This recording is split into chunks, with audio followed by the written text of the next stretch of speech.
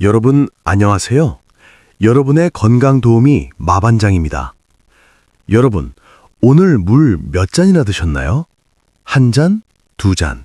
아니면 아직 한 모금도 안 드셨나요? 사실 여러분만 그런 게 아닙니다.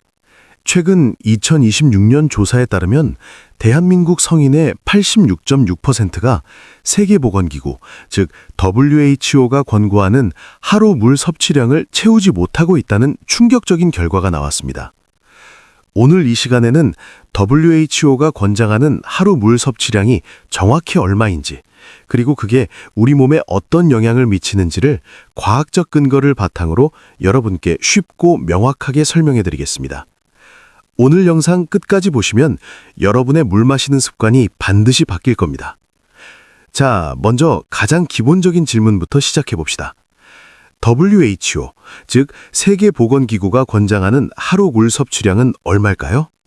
정답은 바로 하루 1.5리터에서 2리터, 즉 200ml 기준으로 약 8잔입니다. 그런데 여기서 중요한 포인트가 있습니다.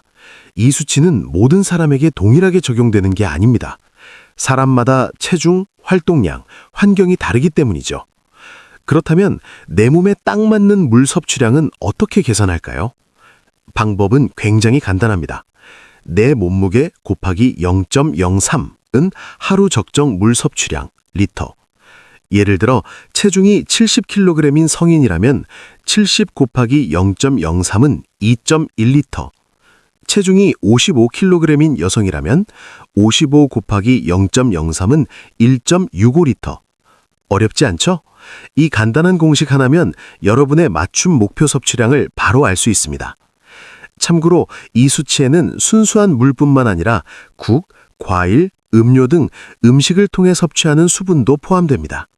하지만 전문가들은 가능하면 순수한 물 위주로 섭취할 것을 강력히 권장합니다. 커피나 탄산음료는 이뇨작용으로 오히려 수분을 빼앗아갈 수 있거든요. 그렇다면 왜 물이 이렇게 중요한 걸까요?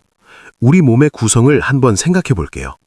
성인 인체의 약 60에서 70%는 물로 이루어져 있습니다. 심지어 뇌의 약 75%가 물입니다. 피의 약 90% 이상이 물이고요. 물은 단순히 갈증을 해소하는 음료가 아닙니다. 우리 몸에서 물은 6가지 핵심 역할을 수행합니다. 첫 번째, 체온 조절.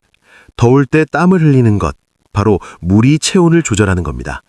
두 번째, 영양소 운반. 음식에서 흡수한 영양분을 세포 구석구석까지 배달하는 역할도 물이 합니다.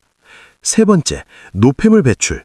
신장이 소변을 통해 노폐물을 걸러내는 것도 물이 충분해야 원활하게 됩니다. 네 번째, 관절 윤화.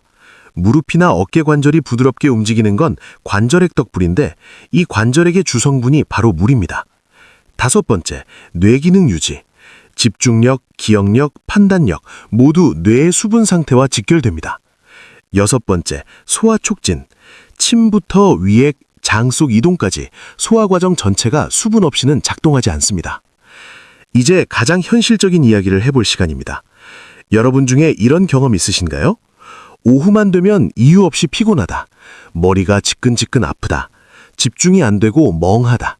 피부가 푸석푸석하고 건조하다. 혹시 이런 증상들 단순한 피로라고 생각하셨나요? 사실 이 모든 증상이 탈수의 신호일 수 있습니다. 우리 몸은 수분이 1에서 2%만 부족해져도 집중력과 인지 능력이 떨어지기 시작하고 3에서 4% 부족해지면 어지러움, 피로감, 변비가 나타납니다. 5% 이상 부족해지면 두통, 근육경련이 생기고 심한 경우에는 혼수 상태까지 올 수 있습니다. 그런데 더 심각한 문제가 있습니다. 바로 갈증을 느낄 때는 이미 탈수가 시작된 상태라는 겁니다. 갈증, 이미 탈수 진행 중. 특히 한국의 어르신들이나 바쁜 직장인들은 갈증 자체를 잘 못 느끼는 경우가 많아 더욱 주의가 필요합니다. 자, 지금 당장 확인할 수 있는 간단한 방법이 있습니다. 화장실에 다녀오셨을 때 소변 색깔을 확인해 보세요. 색이 연한 노란색이면 수분 상태 양호, 진한 노란색이나 호랑색에 가까우면 탈수 주의 신호입니다. 이번엔 장기별로 물이 어떤 역할을 하는지 좀 더 깊이 살펴볼게요. 의학적으로 물은 3가지 장기에 특히 중요합니다. 첫 번째, 뇌. 뇌는 우리 몸의 사령탑입니다. 수분이 2%만 부족해도 단기 기억력이 떨어지고 계산 속도가 느려진다는 연구 결과가 있습니다. 시험을 앞두고 있거나 중요한 회의가 있는 날이라면 물 한 잔이 에너지 드링크보다 훨씬 효과적일 수 있습니다. 두 번째, 신장, 콩팥. 신장은 하루에 약 180리터의 혈액을 걸러 노폐물을 소변으로 배출하는 기관입니다. 물이 부족하면 이 과정이 원활하지 않아 신장 결석이나 요로염증의 위험이 높아집니다.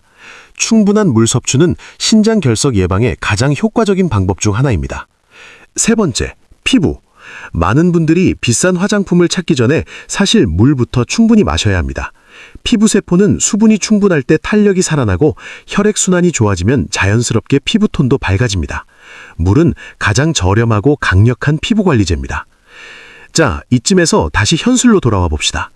2026년 최신 조사에 따르면 우리나라 성인의 86.6%가 WHO 권장량인 1.5리터 이하의 물을 마시고 있습니다. 그중 40.9%는 하루 500ml에서 1리터, 그리고 11.3%는 하루 500ml도 채 마시지 않습니다. 페트병 생수 한 병이 500ml인 걸 생각하면 한국인 10명 중 1명은 하루 종일 생수 한 병도 안 마시는 셈입니다. 왜 이런 걸까요? 이유는 다양합니다. 바쁜 업무, 물 마시는 습관이 없음, 또는 커피나 음료로 대신하는 경우가 많습니다. 하지만 커피나 탄산음료의 카페인과 당분은 오히려 이뇨작용을 유발해 드신 것 이상의 수분을 빠져나가게 할 수 있거든요. 물 대신 다른 음료를 마시고 있다면 오늘부터라도 조금씩 순수한 물로 바꿔보시기를 권장합니다. 지금부터는 여러분이 하실 수 있는 실천법을 알려드릴게요. 그렇다면 어떻게 해야 물을 잘 마실 수 있을까요? 20년간 수많은 환자 사례를 분석하고 연구한 결과 가장 효과적인 방법 5가지를 알려드리겠습니다. 첫 번째, 아침에 일어나자마자 물 한 잔, 200ml. 잠을 자는 동안 우리 몸은 약 300에서 500ml의 수분을 잃습니다. 아침 공복에 미지근한 물 한 잔은 신진대사를 깨우고 장운동을 활성화합니다. 두 번째, 식사 30분 전에 물 한 잔. 위를 준비시키고 과식을 방지하며 소화를 돕는 효과가 있습니다. 세 번째, 2시간마다 한 번씩 알람 설정.